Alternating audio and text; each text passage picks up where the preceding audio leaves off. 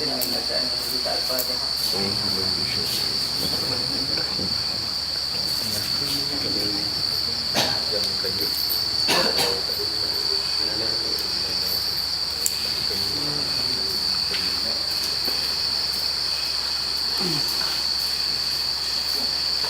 Jadi alhamdulillah nahmaduhu wa nasta'inuhu wa nastaghfiruh wa na'udzu billahi min shururi anfusina wa min sayyiati a'malina man yahdihillahu fala mudilla lahu wa man yudlil fala hadiya lahu la ilaha illallah wa sallallahu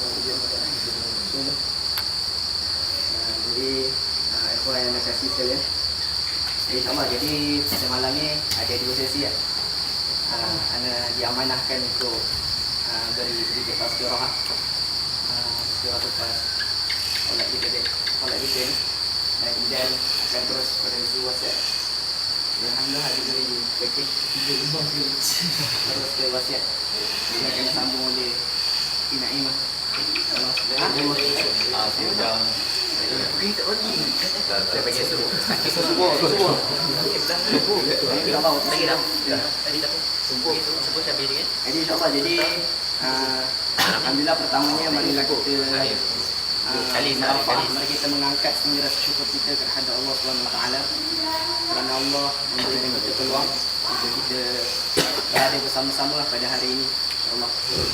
Jadi tajuk tazkirana lebih kepada tema kita untuk kita menelusuri perjalanan para sahabat Rasulullah SAW, yang di mana sahabat-sahabat jadi pada malam ni anak-anak lebih cakap pasal ukhuwah. Jadi kita nak lihat bagaimana sahabat-sahabat Nabi mengekstrak rasa ukhuwah tu ke dalam diri mereka. Jadi kalau antum pun selalu baca buku, kalau ada antum pernah baca buku Syed Qutb, di mana Syed Qutb mengibaratkan sahabat-sahabat Rasulullah SAW yang kita ingin contohi melalui rehlah kita pada hari ini sebagai satu generasi Al-Quran yang unik.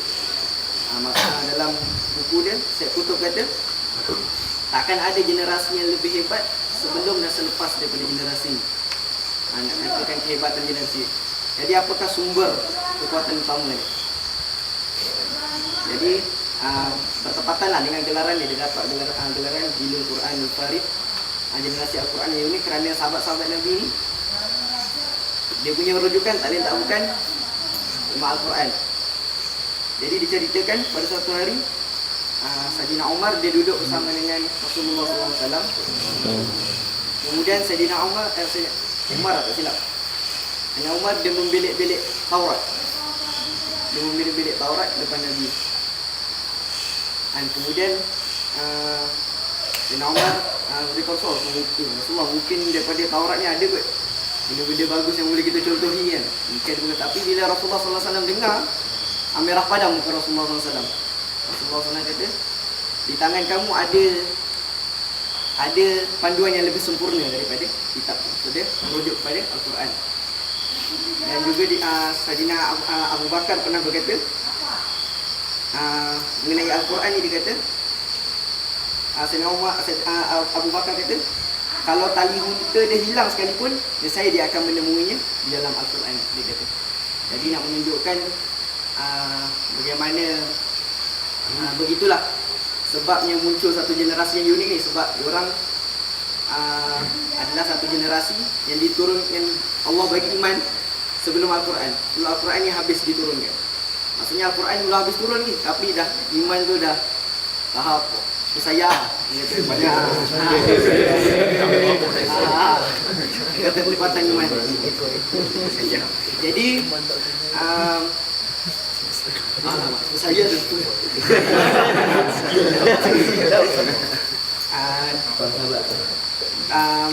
mana tadi? Jadi nak teruskan. Jadi kita lihat generasi para sahabat ini merupakan satu generasi yang memang terus panduannya berpandu kepada Al-Quran. Jadi kalau kita hendak jadi kenapa Saya Kutub dia reason kenapa tidak boleh sukar, bukan tak boleh, sukar nak muncul generasi yang sehebat ni. Kerana sumber yang kita dapat pada hari ni kebanyakannya sudah bercampur aduk. Kita tak dapat lagi sumber yang asli. Banyak dia dah bercampur dengan izm ni, ada izm tu. Ilmu kita belajar ada izm tu. Dah tak dapat daripada sumber yang asli. Jadi sukar nak lahirkan generasi sehebat generasi para sahabat waktu zaman Rasulullah SAW. Jadi tuan boleh relatekan kita ni. Jadi kita akan masuk jadi kalau kita kata tadi para sahabat, bagaimana dia nak mengekstrak sesuatu tu dia ambil daripada Al-Quran. Jadi maksudnya kalau dalam mereka berukhuwah sesama mereka pun pasti tak lain tak bukan Al-Quran yang akan menjadi sumber rujukan mereka. Jadi anda bacakanlah ayat yang biasa kita baca.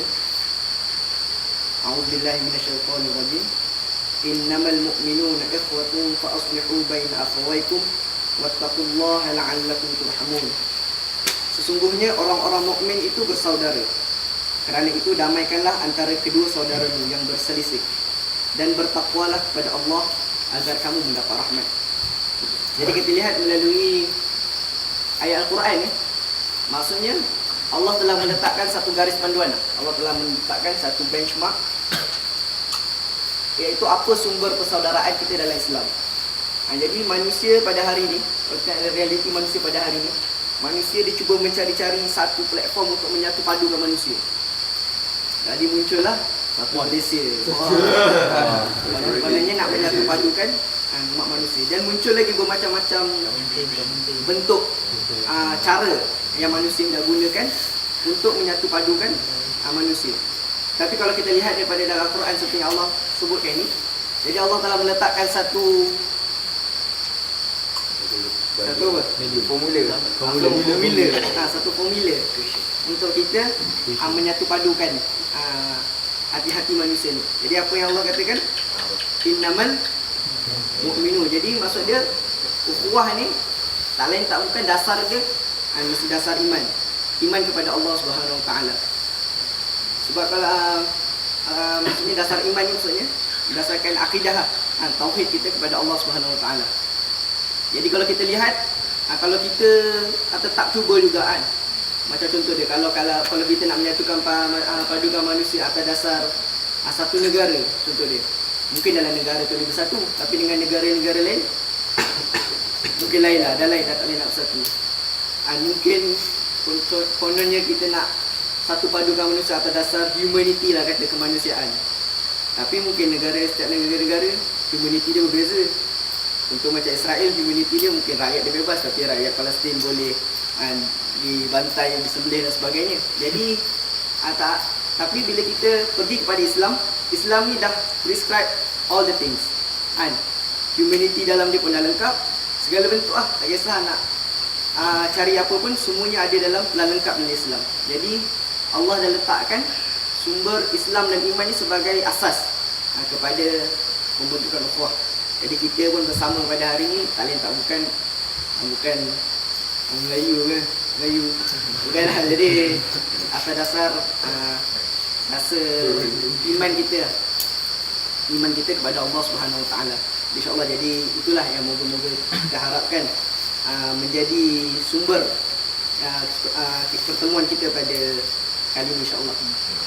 Jadi anda nak bacakan ayat seterusnya yang juga menyentuh soal ukhuwah ini kepada Al-Quran. Tadi surah Hujurat Tadi surah Hujurat ayat 10. Jadi seterusnya adalah surah Al-Anfal ayat 63. Dan nak bacakan